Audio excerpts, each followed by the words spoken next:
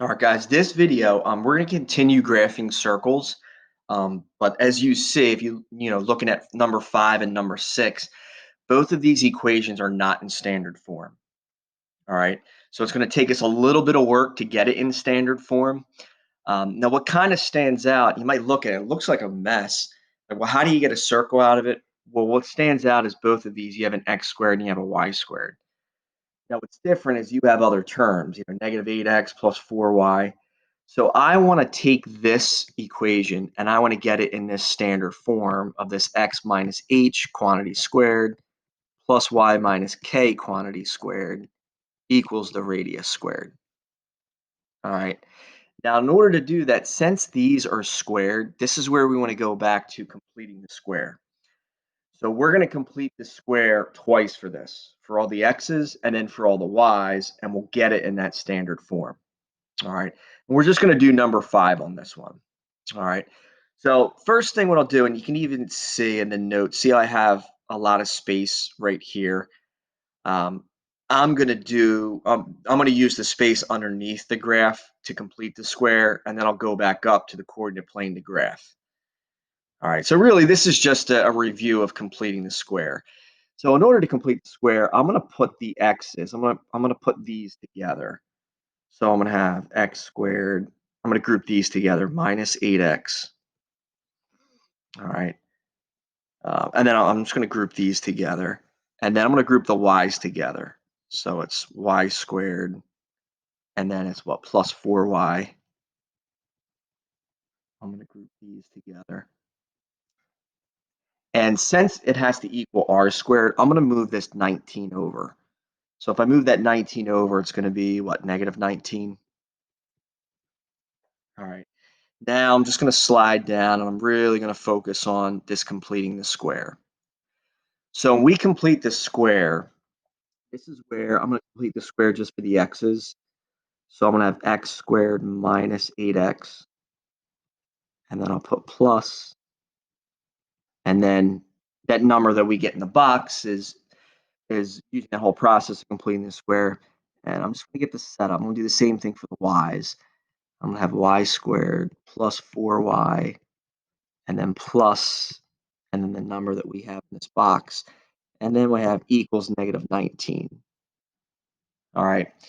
Now, how do we complete the square? All right, little review is the middle coefficient, either for the x or in this case also for the y, we take half of that and then square it.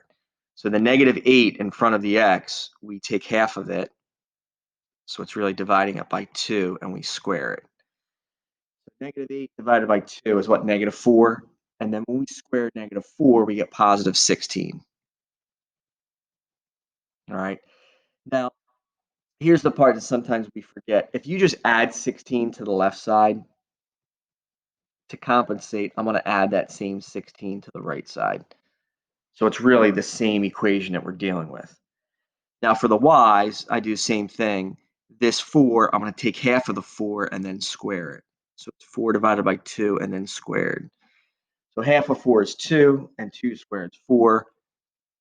So that's going to be plus 4. And then I'm also going to put plus 4 on this right side. All right.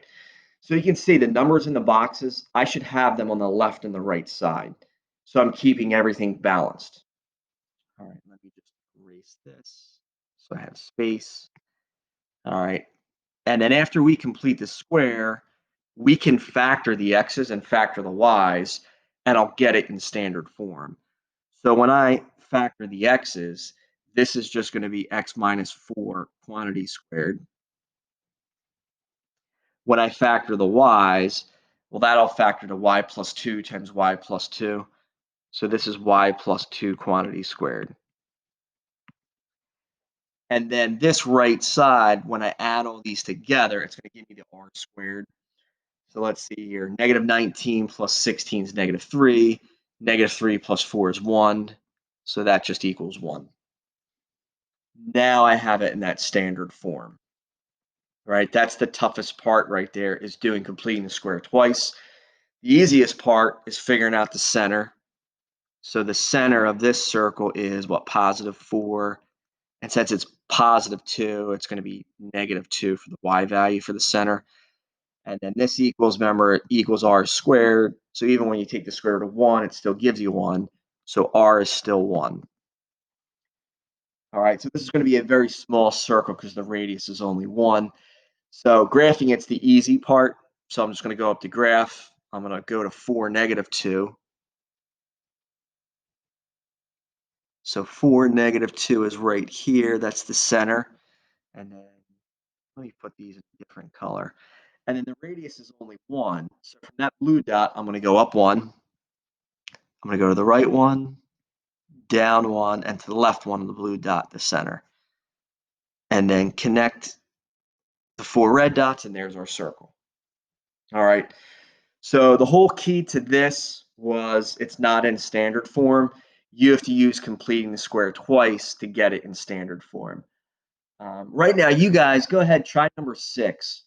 Um, use completing the square twice, get it in standard form, and then graph the circle.